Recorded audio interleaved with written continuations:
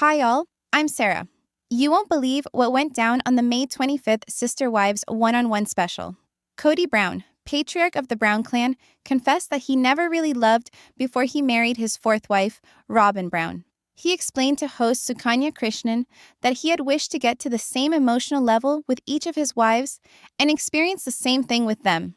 Janelle Brown, his former wife, wasn't impressed. She responded that it would have been nice if Cody had expressed such an intention earlier. She also said that Cody was rewriting history, claiming he never even spoke about anything like that to her. Meri Brown had an even more adverse reaction. She dismissed Cody's statement and informed Suki that it was absolutely unfair. She asked if they were all just going to end up being like Robyn. Meri established that she's her own person, and she doesn't want to be someone else. She stated, "I'm Meri, and I won't be like Robyn." Meri added that Cody's comparisons of his wives were extremely unfair. She explained that she wishes to be her own unique self and has no desire to be someone else. She admitted that it's wonderful if Cody and Robyn have a good thing going, but still referred to his statement as a very unfair thing to say. Suki then posed a strong question. Can polygamy ever be equal and yet different? That, Meri said, is the question. Women are not equal. Chemistry between individuals is unpredictable. Cody had discovered something with Robyn that he had never found before, and it came as a shock to him. But rather than attempting to make his other wives feel just as loved, he just didn't. Meri thinks that Cody never really embraced her as who she was, which is largely why she ended the relationship in 2022. She felt that for more than a decade, Cody emotionally withdrew, and that the past 12 or even 14 years of their 35-year marriage were spent with him emotionally distanced. As season 19 of Sister Wives concluded, feelings were running high.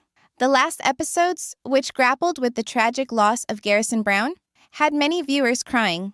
But at least fans finally got an honest, unfiltered glimpse of the family dynamics. Cody, who tends to shy away from difficult subjects, was forced to answer straightforwardly. This tell-all was different. The host did not shy away, and the wives told the truth. Cody, clearly agitated, replied with a vehement defense of his affair with Robyn. He contended that each relationship is individualized, much like each friendship or relationship with a child. He wanted to know why he was being condemned for having a more profound form of love. He continued by stating that his relationship with Robyn has a spiritual quality and that he's fed up with being condemned for it. But Meri and Janelle weren't buying it. They weren't buying Cody's story. To the contrary, they ridiculed his story. It would have been great, said Janelle, if Cody had said those things when they were married. When Suki brought up Cody's previous comment on how he wanted to elevate each of the wives to the love he experienced with Robyn, Janelle once more labeled it revisionist history. Cody now says he attempted it, but that the other wives weren't interested in accompanying him. Janelle had a different view. She told straight out that he never did any such thing. And that is the way it was, as far as she could see.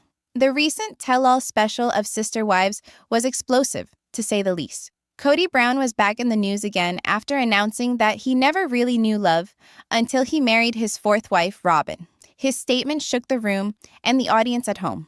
He said he wished he could have brought all of his wives to the same level of emotion as he and Robyn were on. But not everyone was moved by that comment. Janelle Brown, his ex-wife, was met with a healthy dose of reality. She reminded him that at no point in their marriage did he ever tell her those things. To her, it sounded like Cody was rewriting their history for the purposes of his personal narrative. Meri Brown had the same sentiment and pushed back hard. "I don't think that's fair for him to even say," she said to the host. She asked if everyone was now supposed to turn out like Robyn. Meri was firm in her stand. She is not Robyn and did not ever want to be. "I'm Meri," she stated, "and I will not be like Robyn. I'll be my own person." The host then posed the tough question. Was it possible that Cody could have ever loved Meri as much as he loves Robyn? Meri's response was softly spoken but adamant. "Only if he had accepted me," she said. And he didn't. In her view, Cody emotionally checked out more than a decade ago. For the past 12 or 14 years, maybe even longer, she wrote, he just wasn't there. Then came one of the most heartfelt moments of the episode. Christine Brown, who had previously given her entire self to Cody, revealed how ashamed she felt reflecting on her marriage. A mother of 6, she shared that she had frequently prioritized Cody's needs and desires over her own, and even her children's. "It's strange and embarrassing to admit," she said, "but my life revolved around that man. Even when Cody wasn't present, she'd plan around his schedule, waiting eagerly for moments that were rarely fulfilling." She went on to say that their lives had to change to fit his, and that he never did the same in return. "We had to adjust our path to make space for him. That's not fair."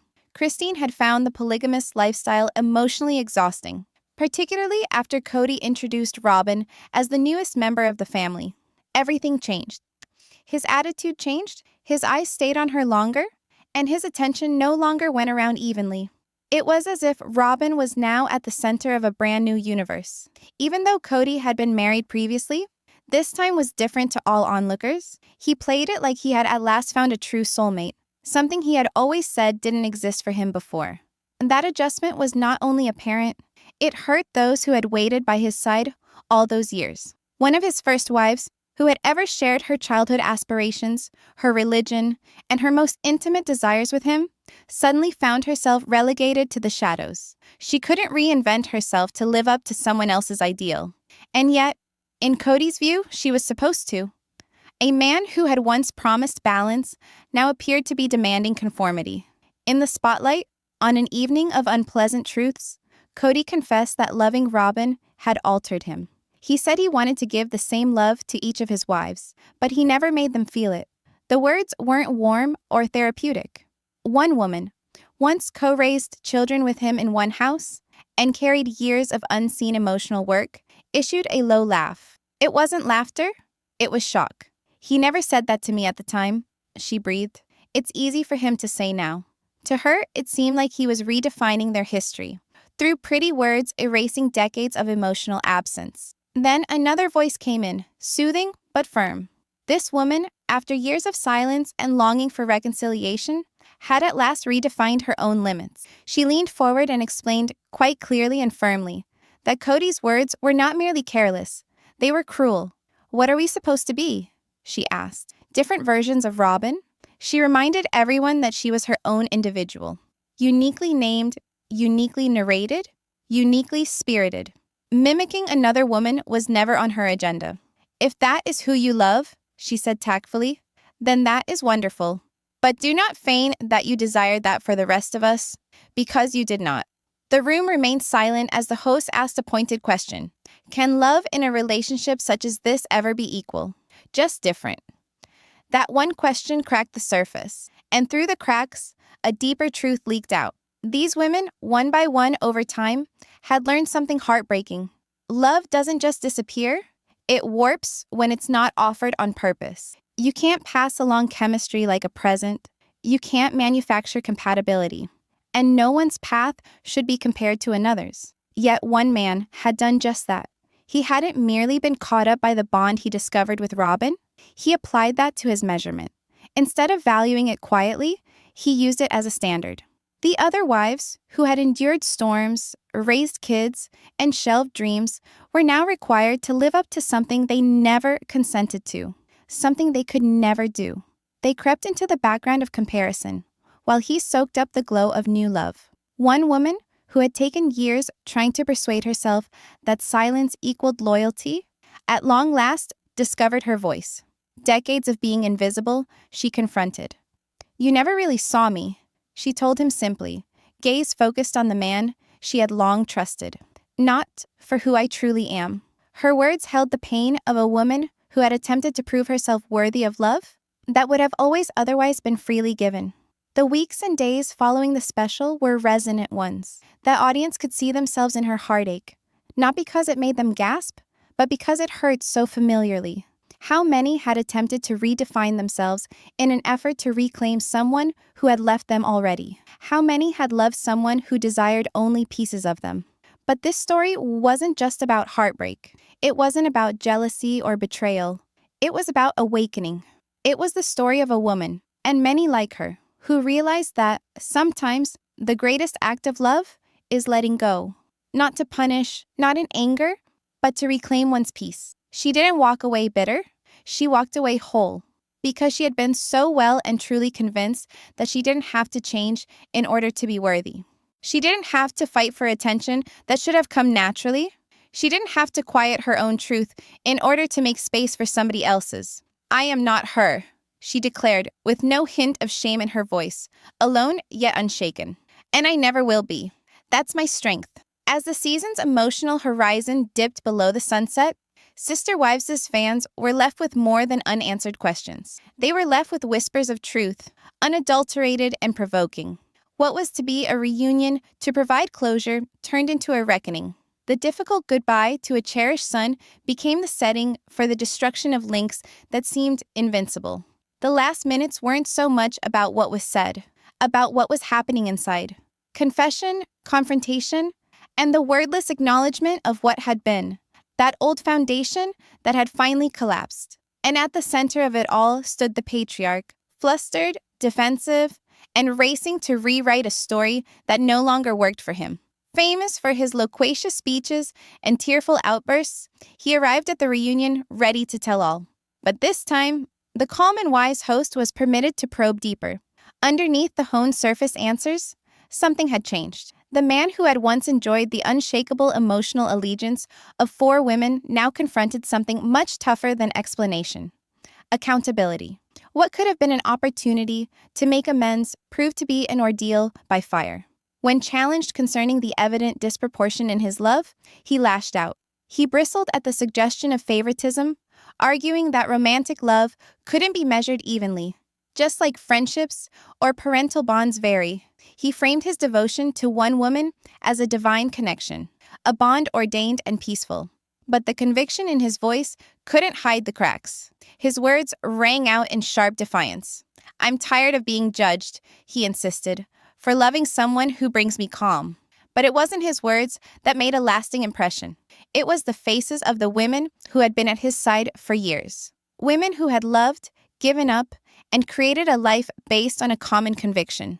They sat with open hearts and unclosed arms, not to assault, but to be understood. Among them stood one, a woman who had once devoted decades to this path. Her voice was firm, but her face inscrutable. No anger in her words, merely determination. "I am not she," she told them, not with malice, but with wearied pride. "And I will not become someone else to be seen." Her words weren't poison. They were closure. She had grieved a long time for the love that never came. She didn't crave imitation. She craved to be seen. And instead, she dug up endless excuses. She'd existed as a ghost in her own tale for more than half their relationship. And now, she was finished hiding. Another woman, who had learned to walk on emotional shifting sands, followed. Her voice sliced through tension with soft power. It would have meant something if he'd said that back then. Not now. Her implication was clear. The affection he now avowed so liberally had once been doled out sparingly. His timing betrayed not growth, but revisionism. Then the third voice, the soft one, once unflinchingly devoted, now softly straightforward. She recalled a time when her entire existence had been centered on him. The searing awareness struck. She had remolded her existence to accommodate a man who had never reciprocated her depth of passion. Even when he wasn't here, she confessed, I was planning for him, warping my world to fit him. And the quiet in that room was more deafening than his defenses had ever been. That which had been sacrificed now stood as quiet submission. Love masquerading as control. Her life had waited for him. Her happiness had been deferred in his name. Now her attention was turned on herself, her children, and peace that she never experienced while waiting for him to appear. These confessions weren't solitary. They were strands of a larger unraveling. What had been sold once as a union based on respect had, over years, proven itself to be a narrative driven by one man's emotional contradictions. And maybe the most agonizing truth of all, he never truly saw them. Not for who they were, not fully. The reunion provided more than drama for its viewers. It provided a reflection. It posed tough questions. Can one love equally if their actions speak otherwise? Can a common dream endure when only one is holding the pen? And what then, when the veil of balance finally lifts? The actual conflict at the end wasn't what's next. It was what had been lost. The illusions had broken. Devotion had become a well-deserved clarity. And these women, once resonances of a shared dream, now stood alone, stronger, louder, and no longer going to be edited into someone else's fantasy. Their family might never be complete again, but for the first time, they were. The family will never be again the way it once had so many admirers, but maybe that's not tragedy. It's a metamorphosis, one in which every woman now stands not in someone else's shadow, but whole in her own light. Thanks for watching. If this story touched you, be sure to subscribe for more daily news about sister wives and the lives that continue to evolve. Until next time, stay true, stay curious, and take care.